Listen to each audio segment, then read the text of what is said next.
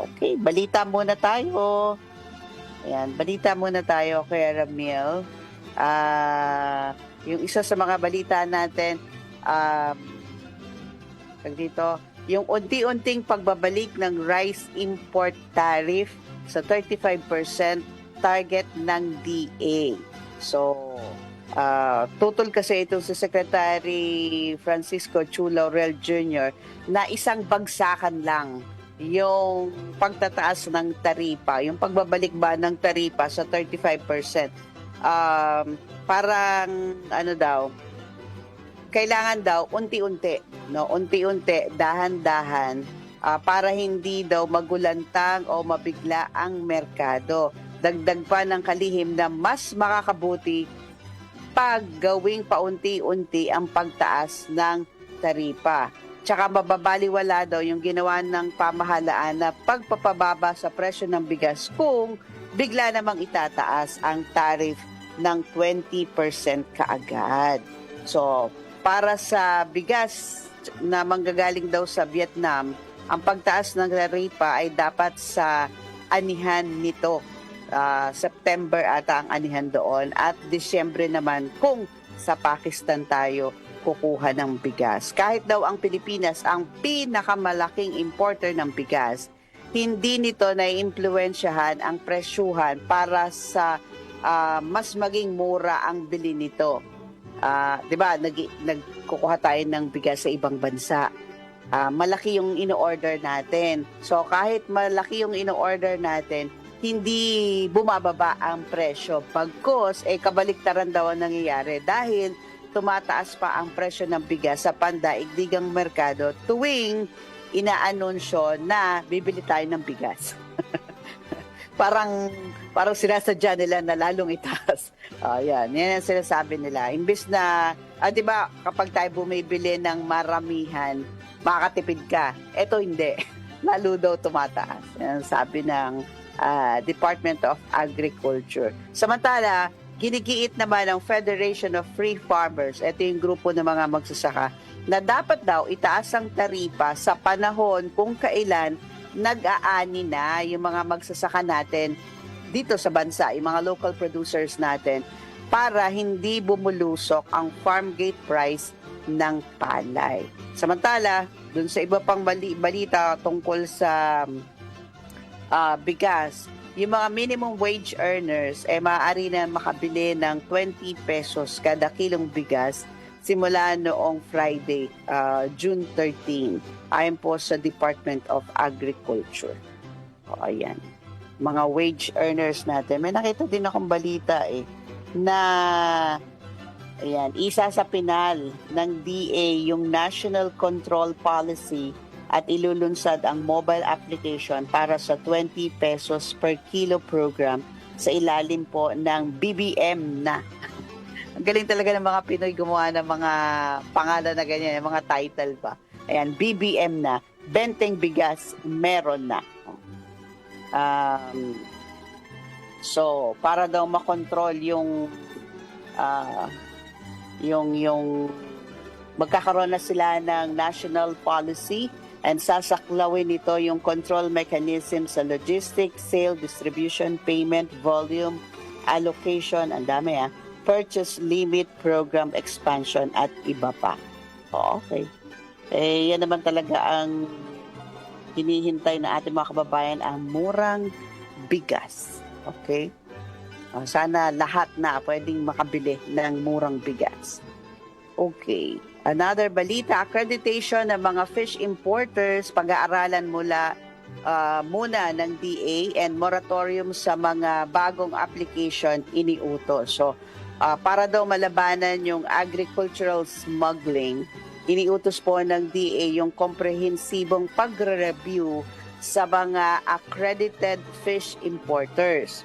And patupad din ito ng moratorium sa bagong aplikasyon. Ito ay sa bisa ng Memorandum Circular number 28. Layunin po ng hakbang na matiyak na yung lahat po ng accredited importers ay sumusunod sa regulasyon, sa mga administrative orders at maging sa iba pang mga batas na nakakasakop po dito tulad ng anti-agricultural sabotage Act. No, kasi baka daw yung mga importers natin ng isda, no, mga kulang-kulang yung pagsunod sa regulasyon.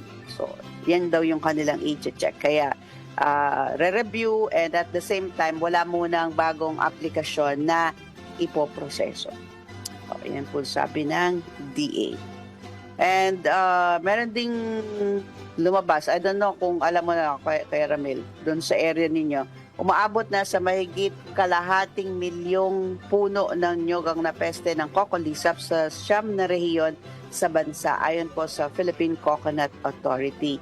Ayon po sa PCA Administrator, kumikilos na ang ahensya para makontrol ang pagkalat nito sa mga hindi apektadong puno, kabilang na sa hakbang ang pagputol sa mga puno na apektado na ng cocolisap. And dagdag pa niya ni Administrator Dexter Buted, apektado ang mga taniman ng nyog sa Calabarzon, Mimaropa, Bicol Region, Central Visayas, Eastern Visayas, Zamboanga Peninsula, Northern Mindanao, Sorsogon at Caraga. Kung hindi maagapan ang pagkalat ng cocolisap sa mga puno ng nyog, naniniwala ang PCA na malaki ang magiging epekto nito sa produksyon at malaki ang magiging impact nito sa industriya ng nyog. Matagal na naapektuhan ng mga cocolisap yung mga nyog natin. Halos naubos na nga di ba? Halos naubos na. Sana nga ay ma-actionan na ito. Meron pa ba? Parang alam ko na-address na to Wala. Baka bumalik. Baka bumal. So, wala pa akong nababalitaan doon sa area na. Ng area ng Quezon. Nakikita sa dinadaanan ko. Wala pa naman. Sana nga o baka naman in totality, di ba? Pero kung kalahating milyon, parang ang dami na naging coco lumber na mga puno ng nyog. Sana mapalitan. Diba? Sana mapalitan. Mamaya pag-usapan natin yan. Ang tanong ko kasi is, mula sa pagtatanim Kuya Ramil hanggang sa mapakinabangan mo siya, mga ilang taon? Depende sa Yan nga ang nakikita ko ngayon sa industry. Na binubuhay ulit. Oo. Meron kasing variety tayo, marami tayong variety. Ang dwarf variety natin, hindi ako masaya. Hindi masyadong maliit ba yung puno? Oo. Hindi siya, kung i-compare mo dun sa mga tall variety, mas matagal mong papakinabangan kasi ang dwarf within 3 years bumubunga na. Okay. Ang tall variety mga 4 mas to 5 matagal. years. Mas matagal. Pero matibay yung puno. Malalaki ang bunga. Yun ang kasi ang dwarf din yung bunga. Meron maliliit din ang bunga niya. Bago ang kasi, ang na-obserbahan ko, depende kung ang aim mo. Yung gusto mong maging gusto. Product. Halimbawa, kung gusto mo oil,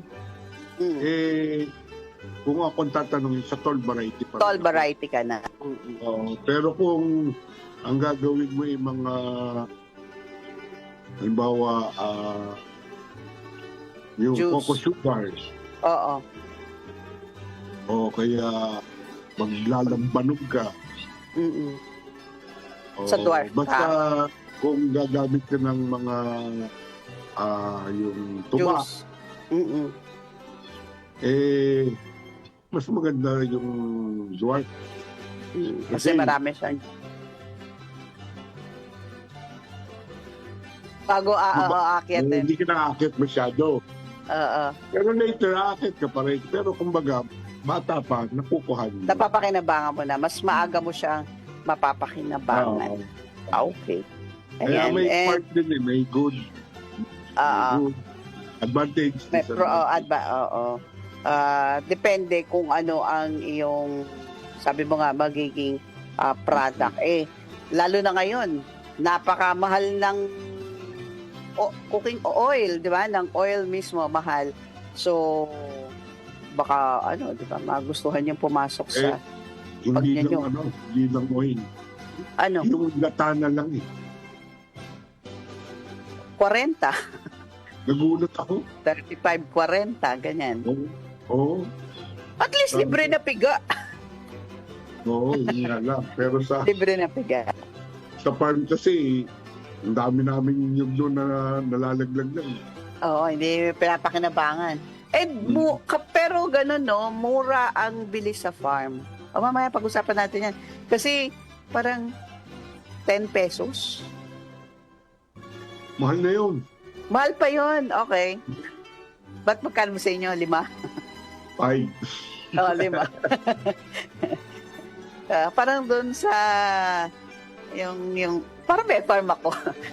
Meron kaming mga ilang puno na nyog. Ang sabi 10 pesos. Tapos, yun nga lang, hati pa sila doon sa nung aakyat. Hindi, sa amin, ang nyog, pag nyog ang kukuhanin mo, sila na ang magkakawit, 5 pesos sa amin.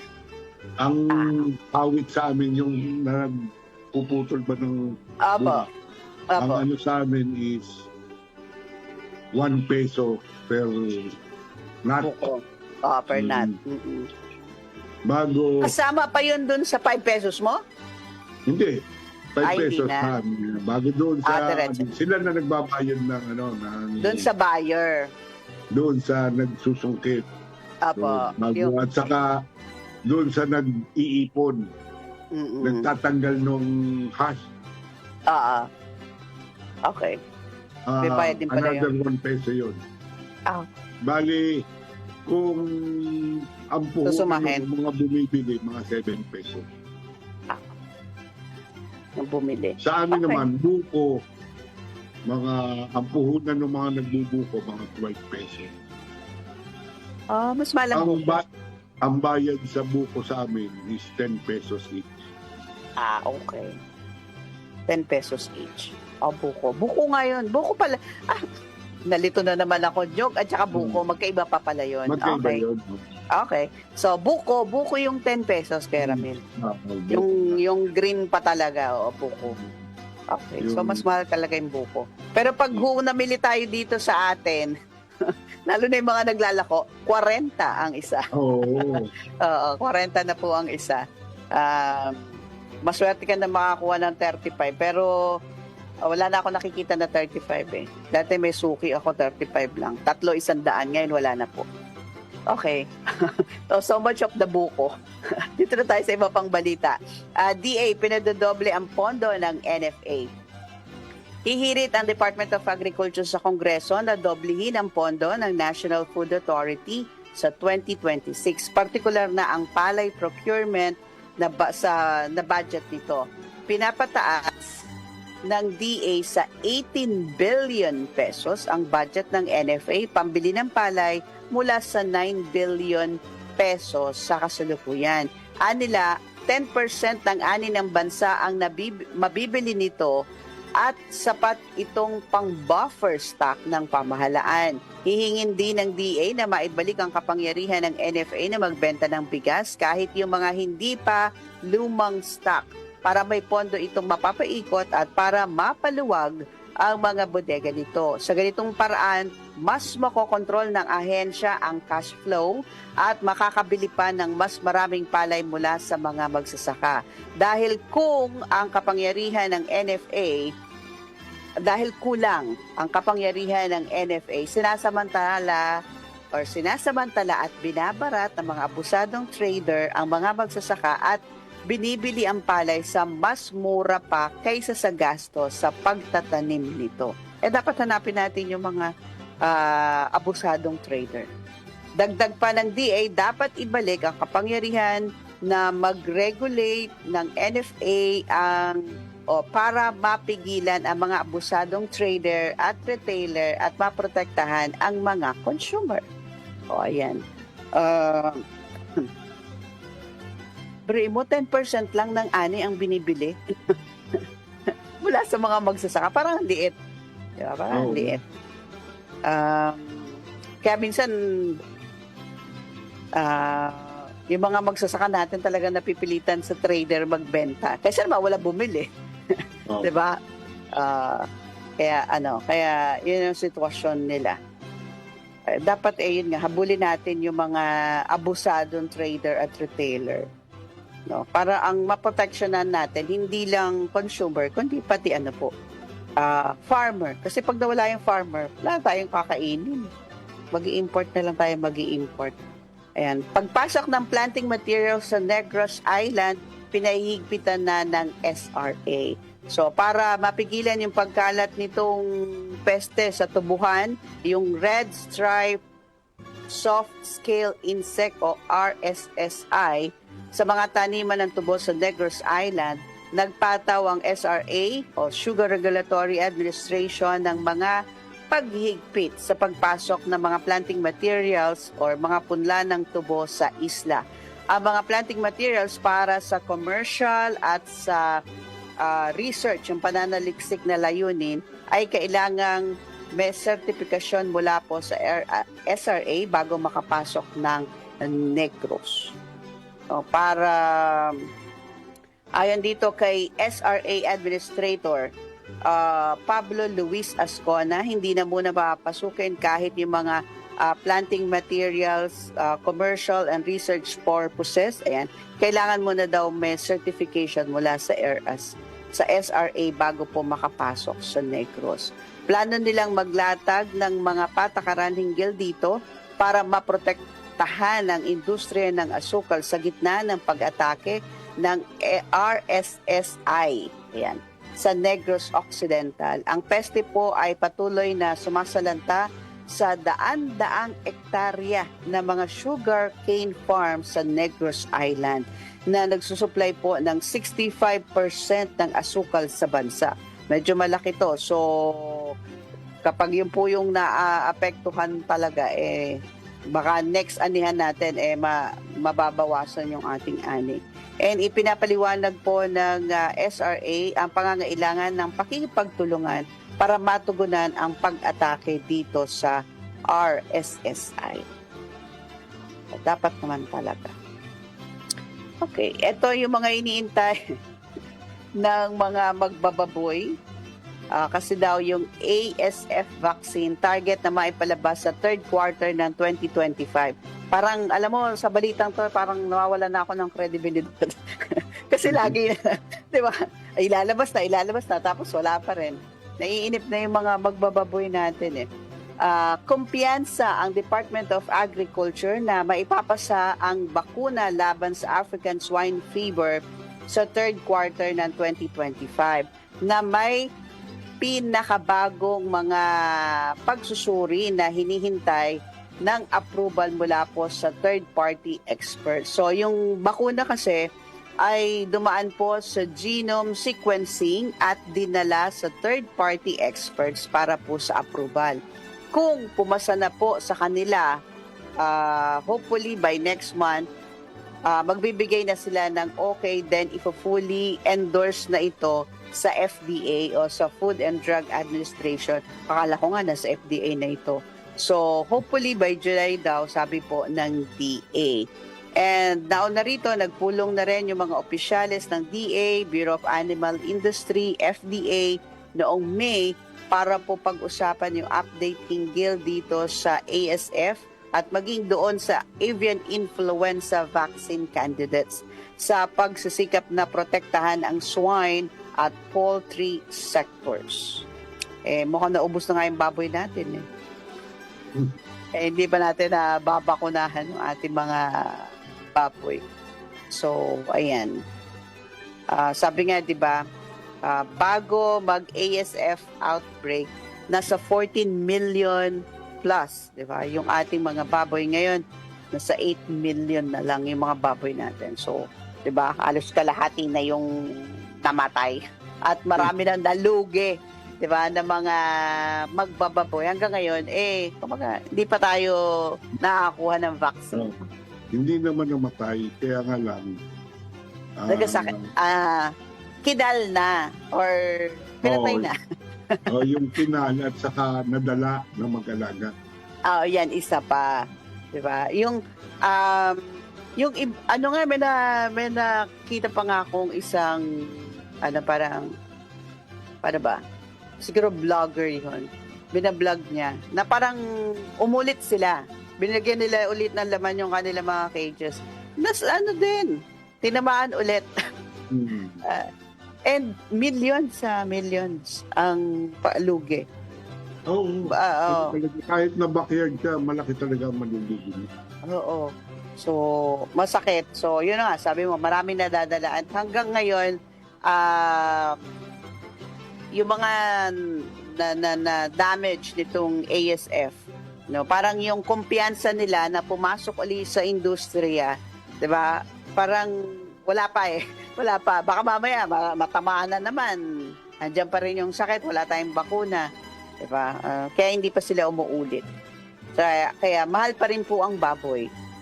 Mahal pa rin baboy, nasa 400 plus pa rin, 'di ba, ang presyo ng baboy. Kaya yung iba nating mga kababayan pupunta na dun sa sa frozen, Kuya Ramil, mga frozen meat, 'di ba? And kung hindi ako nagkakamali, recently ang daming raid, 'di ba, na doon sa mga frozen meat, kasi may mga expired na binibenta pa rin, bulok na binibenta pa rin. So yung ating mga consumer, maging mapanuri po kayo, humanap kayo ng mga supplier ninyo. Hindi ko naman sinasabi na huwag kayo bumili ng frozen meat kasi 'di ba? Sabi nga mas nakakamura sila eh.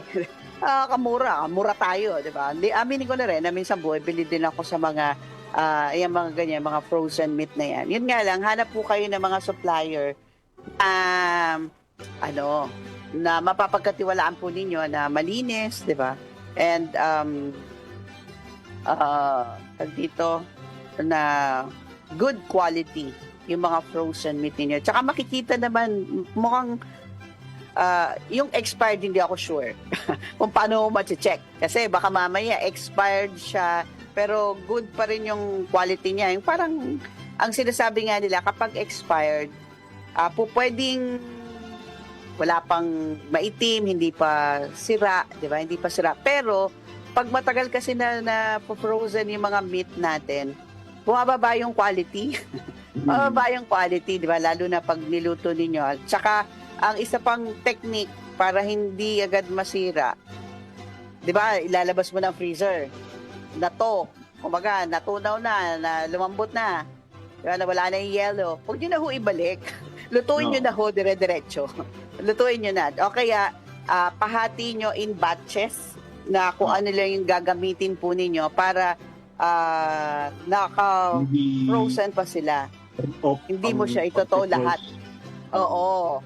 Yung pagde-defrost po ninyo, hindi madami. Tapos ibabalik nyo ko dun sa freezer ulit. Diba? As much as possible, kung ano yung gagamitin nyo, yun lang yung itotoo ninyo. So, ilalabas po ninyo from the freezer para po para po safe pa rin. Safe. Tsaka hindi po madaling masira yung inyong mga karne ng baboy.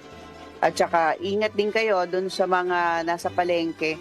Lagi ko na-experience, Kuya Ramil, pag namili ako, kahit maaga ako mamili yung mga manok, baboy, pag ganun, pag nasa palengke ka, yung fresh yung fresh na sinasabi bagong katan, parang fresh naman. Pag uwi mo sa bahay nyo, hindi na. Baka diba? nasa ilaw. Nadenggoy ako ng ilaw. Yung mga ganon, tapos pag niluto mo, may amoy na. Parang, tagal ko bang nakabalik from palengke? Parang ganon. Minsan nga, may nakita pa ako sa Facebook, nakikipag-away yung buyer ng manok or baboy Kasi daw, yung binigay sa kanya, bulok na. May itim-itim na. Eh, hindi naman daw yun yung binili niya. Tsaka mahal yung bili niya. 'Di ba? Hindi naman yung parang scrap yung binili mo. So, binalik niya. Pinapasoli niya yung Sabi, papalitan. Ayaw niya pumayag. Hindi, balik mo na lang yung pera ko. Hindi na ako bibili sa'yo. Ganun. Hindi natin masisisi si ma'am na buyer. Okay. So, yan po yung mga balita natin. So, yun, mga tips lang yan pag pupunta kayo ng palengke. Kasi ako, Kuya Ramil, ewan ko ba, pag pupunta po ako ng palengke, kahit may suki na ako, feeling ko na dedenggoy nga kasi ako.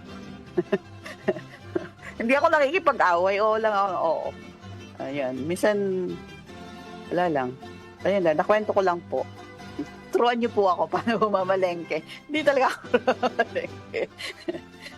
Yung asawa ko magaling magpalengke kasi nakakatawad siya. Yung tawad na half the price. Ako hindi ko kaya yun. Nahihiya ako. Ako naman, alam ko kung tama yung presyo ba. Okay. Yung kung reasonable yung presyo, hindi na ako tumatawad. Pero pag Okay. alam kong nag-overprice, Ayun, tumatawad ka. sabihin mo, yung parehas lang, sabi ko, yung parehas lang. Okay. Ay, yung asawa ko mahilig pa sa free. Pwede pa libre na lang to. May ganon. Bumili ako dito ng 1 kilong ganito. Pwede ba, na lang to, libre na lang tong, kung ano man yung, ibang Hiling. item. Oo, hiling. Ibang item, halimbawa, sili, ganyan. Pwede ba, libre na lang yung sili? Minsan naman napapagbigyan naman madalas. Ako kasi may yain ako pag gano'n naiya ako. Kaya hindi ko nagagawa. Kaya pag mamalengke ako, lagi ko siya sinasama. Ayan. Mga tips yan, mga tips. Paano gagawin nyo para makatawad kayo sa Ayaw mo palengke. nang mamalengke. Okay. So, yan po yung ating mga balita. Kung pwede ho kayong mag-text para magbigay po ng inyong mga komento, suggestions. Ayan, bukas na po ang ating mga linya ng telepono. 0916-499-6195 o kaya naman ay 0929-321-8738. And po pwede din ho kayong mag-iwan ng mensahe sa ating Facebook Live para sa mga shout-out, questions. Ayan, bukas na rin po ang ating mga linya. Sige, break muna tayo sandali.